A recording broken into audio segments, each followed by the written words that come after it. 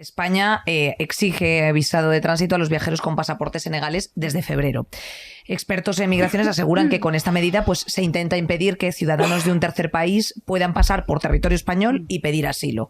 Y desde CEAR consideran que evidentemente dificulta aún más el acceso a protección y forma parte de la estrategia de externalización de fronteras europeas.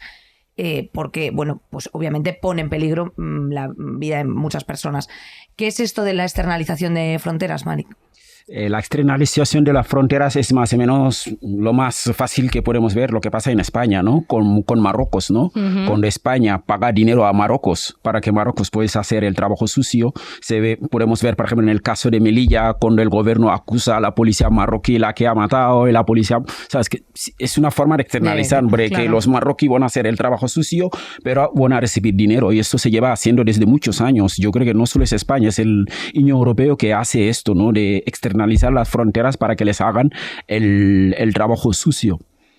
Y en, por ejemplo, países como Túnez o Mauritania, a los que se están externalizando estos centros de detención, ¿están protegidos las personas, los derechos de las personas migrantes que pasan por ahí de alguna forma? No están protegidos, ¿no? Podemos ver, por ejemplo, en el caso que lo que estás diciendo, ¿no? Como que se pide visado de tránsito a la gente, por esto que la gente no tiene ni derecho de pedir el asilo, ¿no? Por ejemplo, en el caso de estos últimos años en el Senegal, hemos visto, por ejemplo, un periodista, influencer que critica el gobierno y que la han metido en cárcel, sí. Y no tenía que salir de Senegal, ha tenido que pillar un barco, un cayuco para cruzar la Mediterránea y se ha muerto en el camino, ¿no? Porque no le han dado la posibilidad de pedir el asilo, ¿no?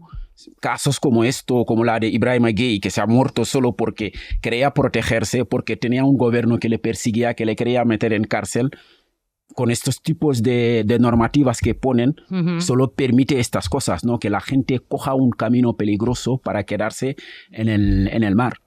Son miles y miles, son 6.000 personas son muertas. Miles y miles jóvenes desesperados, gente que está en una situación vulnerable, gente que están perseguidos, que no tienen otra alternativa y arriesgan su vida y al final pues se quedan en el mar porque las fronteras son injustas, porque las fronteras lo ponen para decir quién tiene derecho de cruzar o no, ¿sabes? Y es muy injusto, ¿no? Si eres senegalés, no tienes derecho de ir libremente a un país a pedir un asilo, ¿sabes?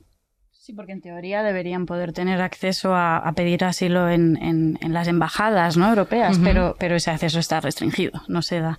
Entonces, con esta lógica de la externalización, lo que intentan es que impedir, ¿no? Que quien quiera pedir asilo o quien quiera venir a Europa por otras razones, pues pueda llegar hasta las fronteras europeas. Y efectivamente, al dificultar, cuanto más difícil es llegar, más peligroso también se convierte y más dependen las personas que quieren llegar a Europa o que necesitan llegar a Europa, más acaban dependiendo de gente que les pueda llevar, ¿no? Que pueden ser más o menos amables, digamos, en su trato a las personas migrantes. Entonces se critica mucho el tema de las mafias, pero por otro lado la realidad es que cuanto más difícil es llegar a Europa, más dependen las personas que necesitan llegar de pasar por manos de quienes les dan acceso a sí, claro. O sea, el procedimiento, perdón, sí, María. Sí, por tanto, mayores son los riesgos, mayor la posibilidad de que sean, o sea, mayor su vulnerabilidad, etcétera. El procedimiento legal para empujar a estas personas a la vida o la muerte, ¿no? A echarse a esta ruta que además es la más peligrosa porque un fallo en la ruta les puede llevar a mar abierto y es escalofriante la cantidad de gente que se pierde. Es el Pacto sobre Migración y Asilo en Europa, que probablemente cuando escuchéis esto pues ya estará firmado, que pretende intensificar la lucha contra la inmigración ilegal, en parte externalizando las fronteras a países, como ya ha comentado Malik, en los que los derechos humanos no están contemplados y bueno, y dificultando el acceso de estas personas a derechos humanos básicos. ¿Vosotros creéis que en los medios, María, tú llevas muchos años estudiando esto, Malik mucho tiempo en el activismo antirracista, en los medios se establece el link entre lo que habéis explicado, ese expolio de los recursos naturales de Senegal para hacer la harina de pescado con la que se alimentan nuestros pollos, linkado a gente llegando por miles, gente joven de un país. ¿Estamos enterándonos bien de que estas dos cosas no son independientes y están juntas? No, claro, o sea, que a mí es lo que me interesa ahora desde el punto de vista de la investigación, ¿no? Cómo estas dinámicas que están muy relacionadas, no vemos esa relación de manera explícita, de manera directa, con lo cual es también mucho más fácil como desresponsabilizarnos de lo que ocurre, decir, ¿y por qué vienen? ¿Y por qué vienen así? Incluso por parte tanto de la ciudadanía como de los estados, decir, bueno, pues ellos han elegido venir así, ¿no? Entonces, pues si llegan aquí y luego no tienen acceso a derechos, pues es, digamos, ellos se lo han buscado, cuando lo que hay que intentar entender es por qué están viniendo, ¿no? Y cuánto tenemos que ver Europa y los gobiernos, claro, en esto. Malik, que tú perteneces precisamente al Sindicato de Manteros, que es una de las organizaciones antirracistas más importantes de nuestro país. ¿Cómo ha cambiado el movimiento antirracista en estos años en España? Y sobre todo a tenor de que las crisis migratorias o estas cuestiones de las que estamos hablando se han ido agudizando, especialmente durante los últimos años. Vale, como yo voy a hablar más del ejemplo de cómo nos organizamos, ¿no? Desde el colectivo, desde el sindicato mantero, nosotros siempre la base de nuestras relaciones sociales ha sido el apoyo mutuo, porque es la única forma que hemos tenido siempre de apoyarnos, ¿no?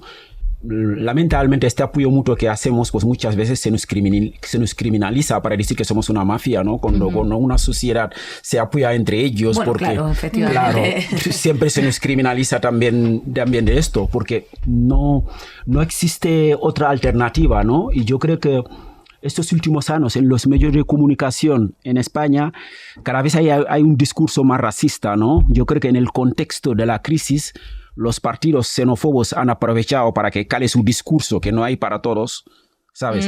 Y esto al final se desplaza en los medios de comunicación y finalmente en la sociedad, ¿no?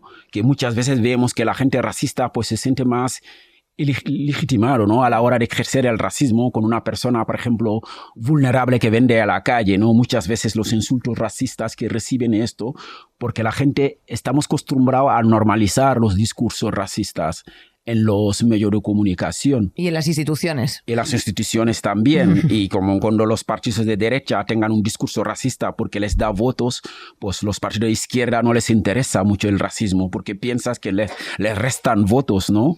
Ahí como que no se habla de lo que es los derechos, se habla de lo que es los votos, es lo que les interesa, más no los derechos de las personas. Hemos hablado de las razones por las que deciden venir, ¿no? De Senegal, estas personas.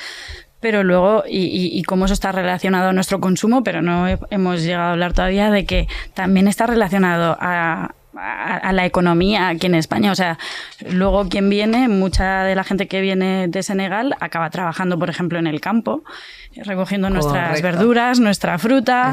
En condiciones espeluznantes. Tremendas, sí. Y que durante la pandemia se nos llenaba la boca hablando de trabajadores esenciales, pero por otro lado les tratamos como personas desechables, ¿no? Porque no se les da derechos, no tienen acceso a derechos básicos, ¿no? Quienes no tienen papeles y contratos de trabajo digno y condiciones de trabajo dignas. Y esto también es algo que se nos olvida. O sea, igual que no establecemos el link entre estamos expoliando, expropiando, arrasando los recursos naturales de este país y por eso viene la gente joven, tampoco se establece el link entre que se vayan a su país, que es lo que dice el más básico, la más basic bitch de ultraderecha, y a ver si mañana Manolo se van a ir a su país, porque entonces a ver quién te recoge los tomates, en qué condiciones. Saldremos mejores con Inés Hernán y Nerea Pérez de las Heras. Todos los miércoles en Podium Podcast.